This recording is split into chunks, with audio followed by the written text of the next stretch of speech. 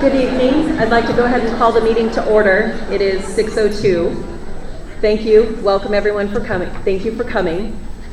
Please rise for the Pledge of Allegiance.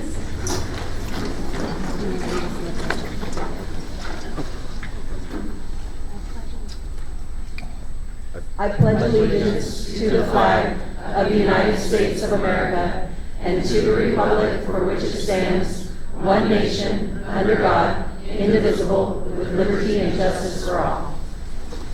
Thank you. You can all be seated.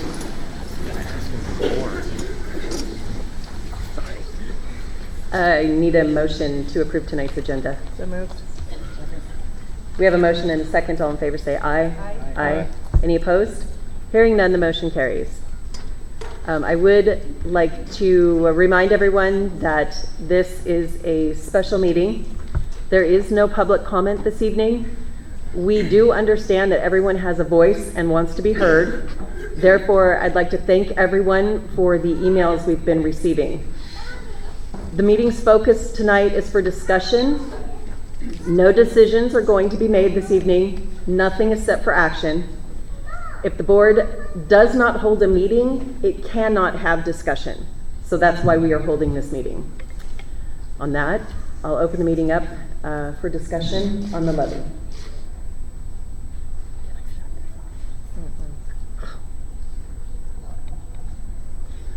All right, so the levy failed.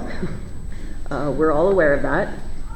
We need to have some discussion about what our intentions are moving forward. Based on the emails we've received, we've had several that have come in asking us to consider rerunning the levy. We've had several come in saying, please don't ask again.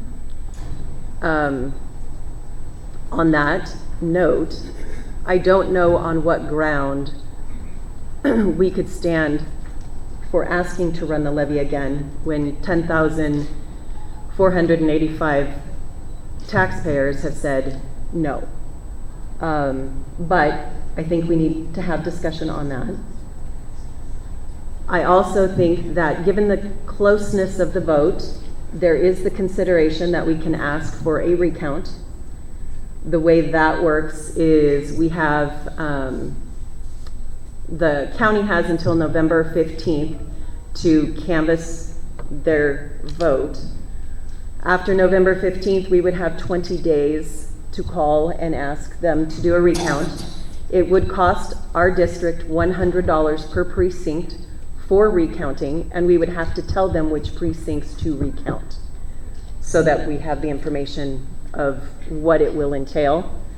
But given the closeness of the vote, that is something to consider. I do think that it merits discussion.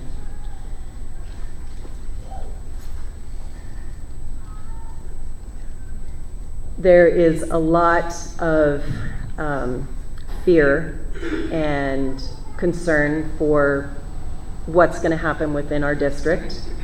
I personally believe that we have the ability to come together and manage this. I think that we need to have a lot of discussion, not just tonight. There's a lot that needs to be talked about, weighed in on, before any type of decision is made. I'd love to hear from other board members.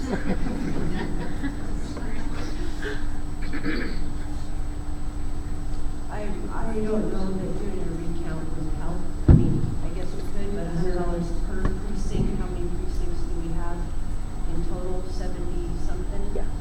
Yeah, so $7,000 to recount, then maybe we'll find 244 votes. Maybe. I don't think there's that many precincts in our district. I don't think there's that many precincts in our district. No, there's no. I would think that there's about half of that at most. But still, that's a lot of money. And when we're talking about money, and we went out for a levy for money, it's hard to say that we spend more money. I have more faith in our elections office in Kootenai County than to ask them to do that. I understand that it is an option, I don't think it's gonna get us anywhere. Yeah, I agree. Okay. I think that we're just where we're at, and I know people don't want to hear that, but this is actually the third time our constituents have denied the district funds. Had we bit the bullet last time, I think we would have been in a much better position financially, economically, to deal with the shortfall. Although I do think also another, and some did realize this because I did raise the question about the state's property tax relief, and that even the 9.52, there would only be, like 30% of that on the taxpayers, that the state would pick up the rest. But a lot of people did understand that. Even when I was in line to vote, and it was an hour in line just to vote, not to get my ticket to vote, there was a lot of conversation in my area about the money and what the districts, it's the same conversation we hear. What is the district doing with the money? Why do we have to keep giving the money? I don't know how you overcome that. I just don't. The other thing I heard loud and clear that I've heard over and over is people asking for a lower amount, but even knowing that only $3 million would have been the taxpayer burden, that's a third of what we asked for, still it was denied. So I'm in a position where I think we just need to look at where we're at, look at what the funding actually looks like, and see what we can do. At least we could do that. And maybe we do come back and say, okay, we don't need 9.5, we need 2. I don't know. I don't know what else to do. We already cut 3 or whatever it was. I do hear the people, at this point, I think I need more information. I did talk with the state today, and I did receive some information from them. They also instructed me to ask for what's coming up from our CFO, the expenses and revenue report for fiscal 24 that would give us a better idea of the money. Okay. More hard numbers than what we currently have, right? Because our whole budget is based on a what if, and our what if is a shortfall.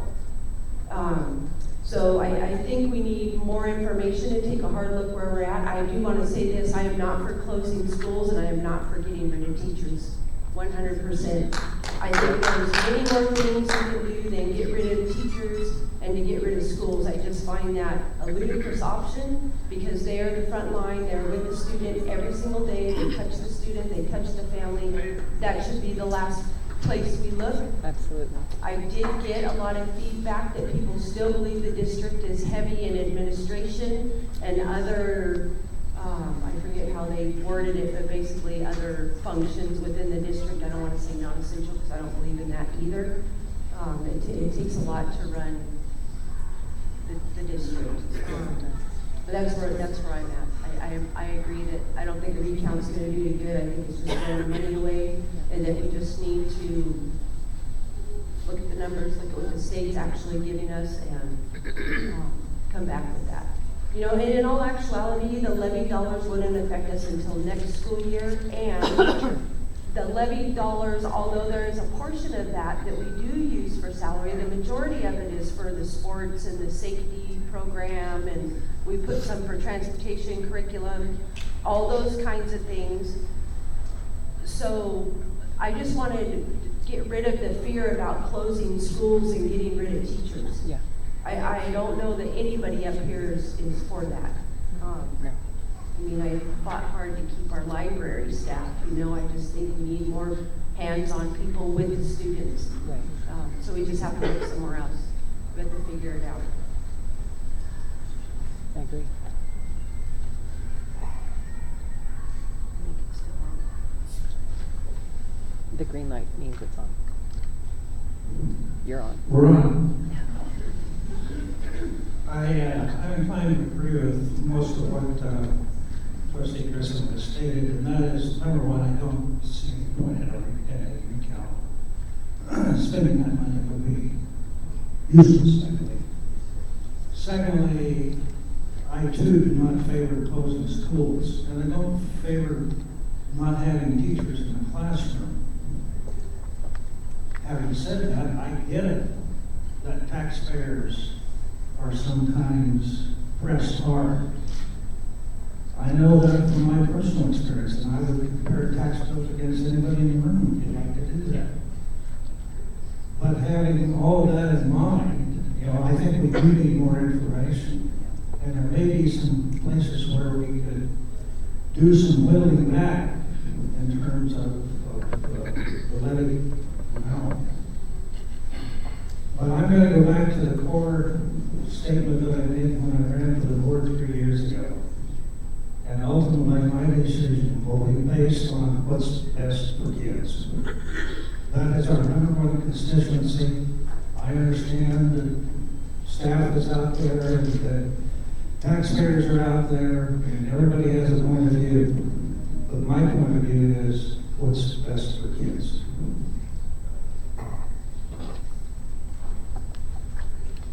I'm going to agree with Bob and Ramona. We're not going to try to cut teachers or schools. And also, I know a lot of you guys are worried about athletics. I will not try to cut athletics ever. They're too important to this district. This district runs on athletics. I don't care what anybody says. They're so important. And we got to support. I don't care if we have to go to pay to play, but we will never get rid of sports in this district, ever. As long as I'm on this board, I will fight. That's the reason I'm here. I fought for kids, and I'll keep fighting for kids. And so just know that. And I understand our taxpayers. Everybody's hurting right now. Everybody's, you know, people are trying to get by. I mean, and I've expressed this a couple times. You know, I bought my house for $300,000. It's now at $1.1 million. My taxes are going up. You know, but I got grandkids in the district. And I'm probably gonna have more grandkids in the district. I don't want to see the school fail. The school is great, you know, or the school district is great. And we just can't, we got to figure out a way to get that money back somehow. And I think we can do it as a community. Mm-hmm. Absolutely.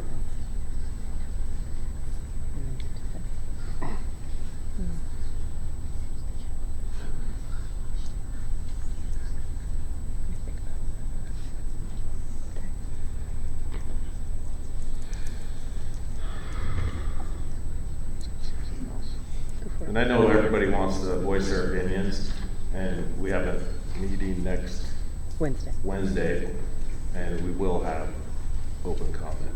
So public comment. So come in and you want to say something, and you know, have your voice be heard. But on that note, I just want to remind everybody that if you're all saying the same thing, according to policy, there needs to be one person that's your spokesperson. It might behoove you to put your thoughts down on paper and email us, so we have your words, because we do read your emails, and they do influence our positions because they're your voice.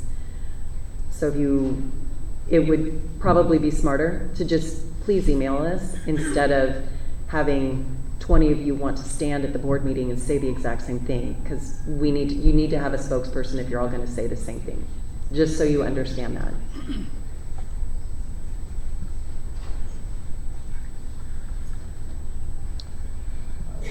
Go ahead. No, go ahead. No, you go. Well, I don't want to get too far into the weeds with numbers and that sort of thing, but as many of you know, the bulk of our general fund budget, all budgets, most part, 85 to 86% of those budgets go for wages and benefits. So that leaves 15 or so percent for heat, lights, transportation, all the other kinds of things that we have to provide. It's pretty hard to cut almost 25% of the general fund budget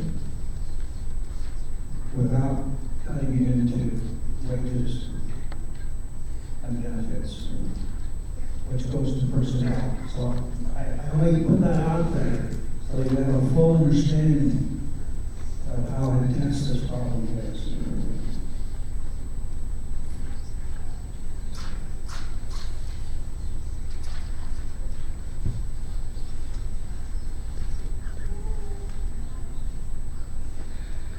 Those of you who know me know I'm on the board because I love this district. I love the kids in this district. I love the teachers in this district.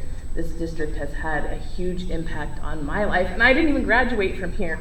So I know that we can come together as a community and come up with a solution. It's going to take a lot of work from a lot of people, but I do believe we can make this work. I will say right now, I will not be in favor of rerunning this levy for the same amount. I won't vote for it. We've heard from the voters.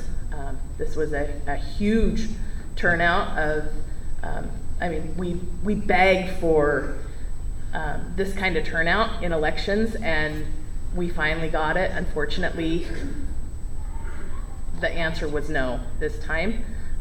So we need to put our heads together and come up with a different solution. But I believe we can do it.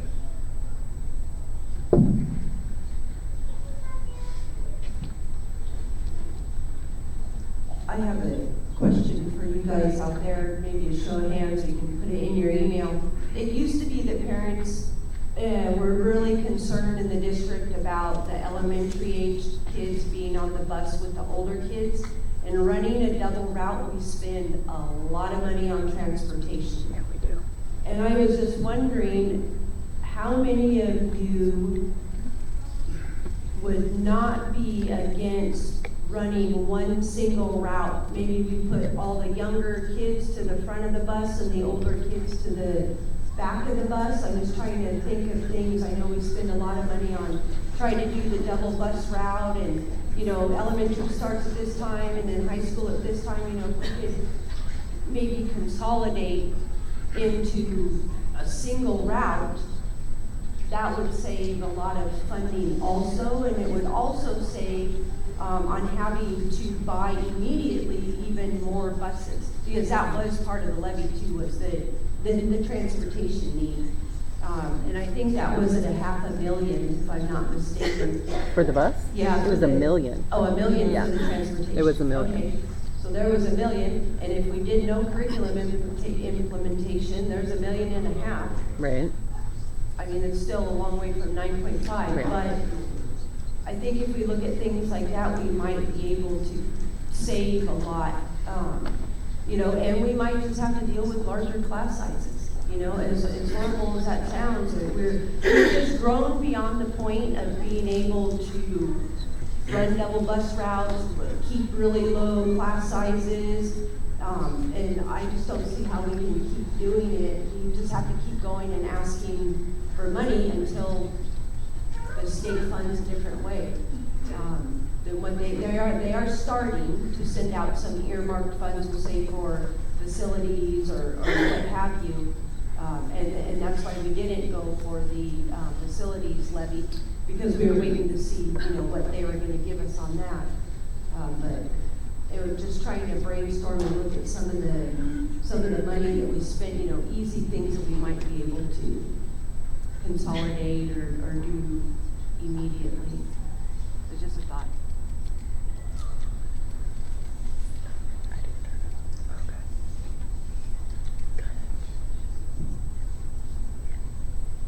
How many teachers are here?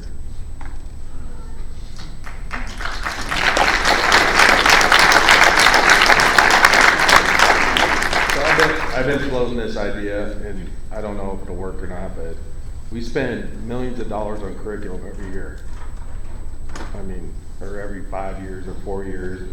1 million. 1 million, whatever. And we spend millions of dollars on Chromebooks, and everybody hates them, it sounds like to me.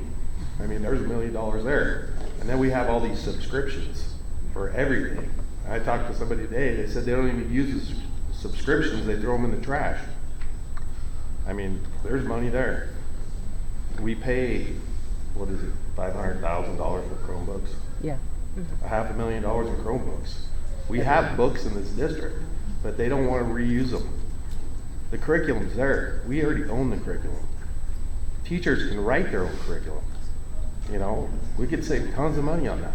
And then we know what's in it. We don't have to have a parent committee reading everything and worried about CRT or whatever else is trying to get in our district. So there's some ideas there. You know, get on a parent committee and get your ideas. You know, I don't want to make teachers have to work more, but you know, if you had a group of teachers, I'm sure we could write second grade math or third grade math all the way to sixth grade math. I think I could do it, and I'm not very bright. So.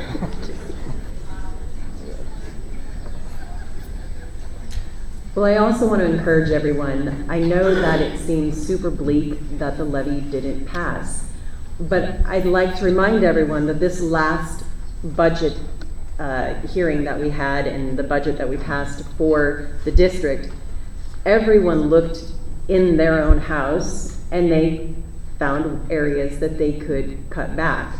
On that note, we have been making significant progress because of the teachers we have in helping these kids become more educated.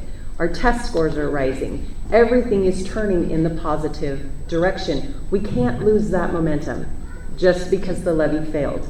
The levy has no influence on the quality of the teachers that we have because our teachers are dynamic and you're reaching our kids. We have to keep that momentum. I know Lakeland has turned their math scores up. It's incredible. That's from intentionality. It's not from the levy dollars.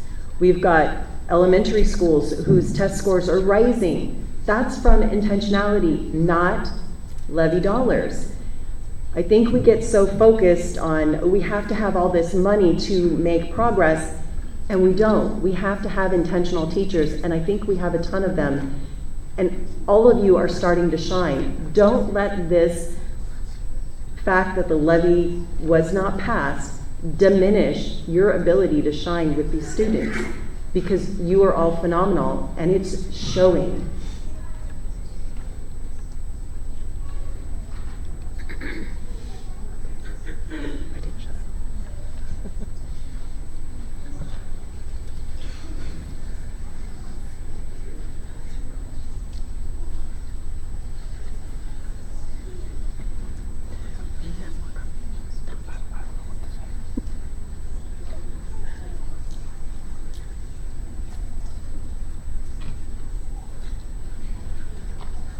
So if we could get that report, I was talking about the fiscal year 24 revenue and expenditures report for 33-1028, and Jessica can get us that would be most helpful. If we could see better line item, what we're actually receiving from the state, that would be helpful. And also, I know we have, I think in some of our other history from our board meetings, the documentation for cost of every building that was broken out by salary, utilities, all of that. If we could gather all of that, I'm just thinking of everything we need to have in our hands to look at the numbers. Well, one of the things that, is that still on? Yeah. No, you turned it on. I did? No, it's got the number. When you picked it up. Did I? No? It's not green. Hello? No. Oh, I muted it. Hello? Give me your thing.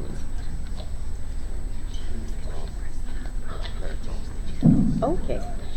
The other thing that I've asked for, I'm back, is in 2016, our budget was around the $26 million mark. We've more than doubled it, and the growth of student population hasn't doubled. So I'd like to look at where we were and see where we have significantly grown. I do realize that we are bound by legislation with respect to salaries and all that, and I know that has grown, which it needs to grow. I'm not thinking that it needs to go backwards. But we do need to look at that. We need to see what caused us to go from a 26 million budget to 54 million, which I think this year we're not at 54, but we were there. So those are numbers that we need, and we need to see what's in those numbers.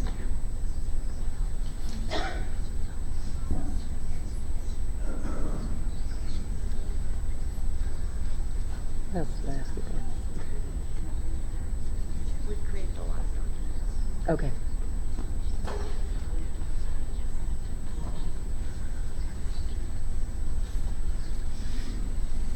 So as a board, given that we have some time to honestly dive into this, I would like to find out if all of y'all are willing to meet on a more consistent basis, aside from our once a month meeting that runs extremely long, to look at the numbers.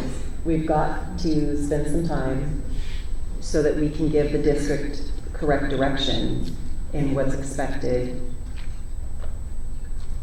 to accomplish what we need to do, which is budget 9.5 million less. I'm in. Okay. Bob, you're just staring at me. Are you talking about meeting when we're off? Is that what you're talking about? Yeah, we need to. We can't think we can cram it into our once a month meeting that runs exhaustingly long. I agree. We need to have Okay. those types of sessions. Okay. Would you be willing to at least come to 2 meetings a month, like our regular board meeting and then another one? Sure. Okie doke. Let's plan for that.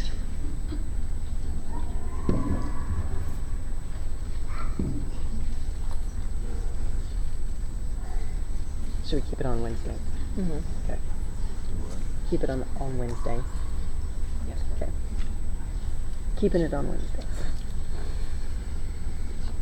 That didn't require a vote. It just is conversation. Right.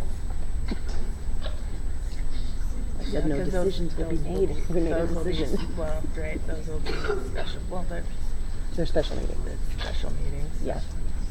We're just adding to, if we have that option. I'm not sure anything to hear what you two were saying down there. I'm just talking smack. No, I was saying that didn't require a vote, but I did say no decisions would be made. But we made one. We're going to have a second meeting once a month until we can get this resolved. And if we need to have more than that, we will. Please don't think that we're not trying to short sell this whatsoever. We have time. We need to take the time to look at all the numbers, what it means, and what's going to be the most effective solution for the benefit of our kids. If I might, I just want to mention to folks, you understand what's just taking place here, and that is that we're going to take our time to try to come to a conclusion about what's the best path forward. Bearing in mind, we understand from you folks' point of view that you're anxious to know what's going to happen in the future, and I think we all are. But it is a complicated problem, and we don't want to make a hurried decision. We want to make sure it's the right decision. And I would like to remind everyone, part of our obstacle is we have to wait for the legislative session. When that happens, they then tell us, oh, by the way, this is your new funding formula, or it's not. Oh, by the way, here's a new pot of money for you, or we're taking one pot away. So we will probably come up with a plan A, a plan B, a plan C, a plan D, because we have a budget that we have to present to the state. We have all these things that are required to hit in May, and we're not going to do things at the last minute. We have been in that position before, and it's not beneficial for anyone in the district, not the kids, not the staff, not anyone. So it is advantageous that we ran this levy in November, so we gave ourselves time. We did it. Yeah, so we gave ourselves time to be able to look at everything and make the right decisions instead of making knee-jerk reactions. So for those of you that want to know right now, we can't tell you right now what the answers are, but we will by March, April, May. We'll have those plans so you all have a better idea of what it's going to look like financially for our district.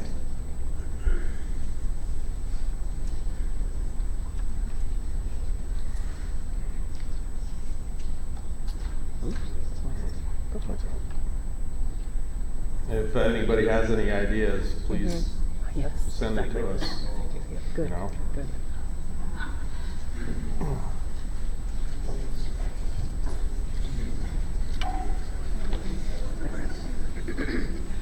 And you're all invited to the special meetings. If we hold workshops, everyone can have a voice at the table. So if we find that there's a lot of interest in wanting to have public input, then we'll have workshops instead of just special meetings, so that we can have conversations with all of you and you can put your voices out there and let us have the insight you have, because you are all in the trenches and we need to know what it is that, you know, bottom line, we can't go any lower than this when it comes to resource materials, etc. Class staffing, class sizes. We have statute that tells us the class sizes. We try to adhere to that because we are small classroom driven. We always have been.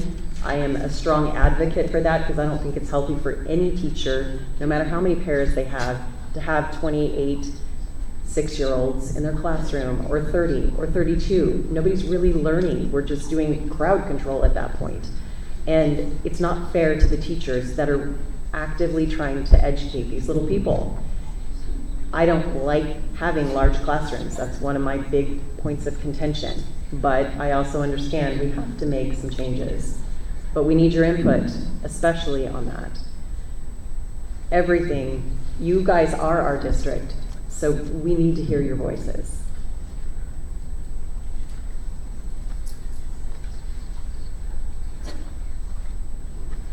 Oh, they're not? They're just spinning. Any other input from anybody? No? Any input? Would you like to comment? Why not? Okay, all right. On that note, nobody seems to have any other points of discussion that they'd like to toss out.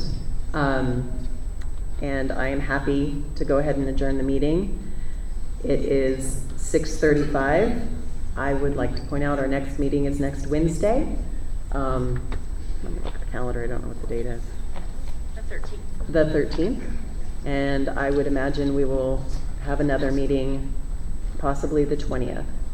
So on that, it would be at the Have it here? okay, we will be having the meeting here, I guess. If we can. Jimmy? Okay. Mr. Hoffman says yes. We have a thumbs up. So we will be holding the board meeting here on the 13th, 6 p.m., usual time. And again, if there's a whole bunch of you that want to basically say the same thing in support of whatever, we need one spokesperson, please. On that note, we'll go ahead and adjourn. It's 6:36.